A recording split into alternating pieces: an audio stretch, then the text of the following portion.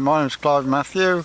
I'm representing the National Hedgelaying Society, of which I founded in the 1970s. I've come up today from Leicestershire, which is the home of the Midlands-Style hedgelaying. Of course, it started in the 1880s with horses jumping fences in the hunts and fox hunting region over Melton Mowbray was very prolific, so we needed hedges to be cut and laid.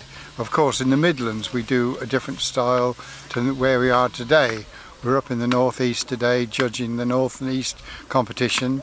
We have cutters coming from as far as Sheffield, Barnsley, even some people coming over from Scotland to cut today. It's my job hopefully to find the best hedge cutter of the North East. There's two classes today, a novice class and an open class. The novices are primarily local cutters, which is a very good thing to see. The local cutters coming through, learning their trade, cutting alongside the experts. So hopefully I will go down, judge the 5 cutters in the novice class and 7 cutters in the open class. There's 2 different styles today. There's a Midland style which they're cutting and a Northumbrian-Style which has been cut for the first time in this competition. I might have to scratch my head a little bit because it's not a style that I'm truly familiar with, so therefore it's a bit learning on the hoof. But having said that, hedge laying is primarily cutting with an axe, nice clean cuts so the water runs off the cut, and the heel, which is the piece that you've got left when you've cut the vertical cut, that must be taken off nice and clean so the water runs off of it, and all the new shoots then come round that new growth from the heel that's been cut. Can you just tell us a little bit about how important proper hedge laying is to the countryside? Yes, well, in actual fact, of late we have learnt that a newly laid hedge is a good source of food for wildlife, namely that the bats are now using them as a corridor to go between their roosting points and their feeding areas.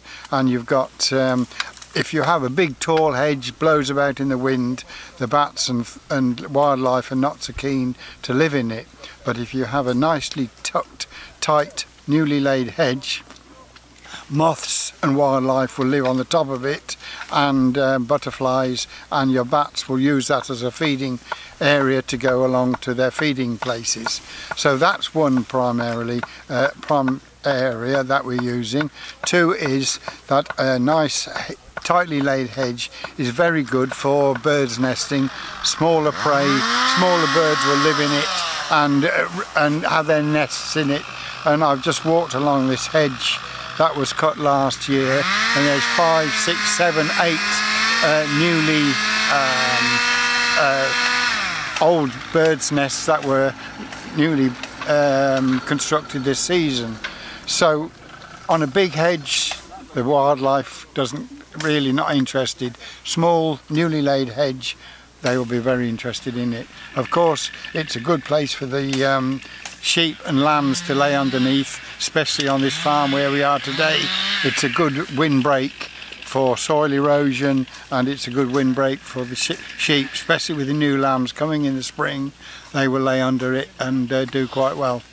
And I suppose some people might think that skills like this are dying out, but there seems to be a sign here that there's a lot of younger people taking part in it, and not just men but women as well. Yes, very much so. In actual fact, Prince Charles and I have set up from the Prince's Trust some money to train young cutters, and to that end all the novice classes in the main competitions have been sponsored by £25 per cutter to encourage the youngsters to possibly get from behind their computer, get off a tractor and come and have a go at cutting hedges. So would you say that the future of hedge laying looks pretty healthy? Yes, there is a bit of a gap, I must confess, between the old stagers like myself and the new ones coming through. There is a dearth of cutters round about 40 to 50 there's a bit of a gap, or say 30 to 40 to 50, there is a bit of a gap, but we are having some good youngsters coming through.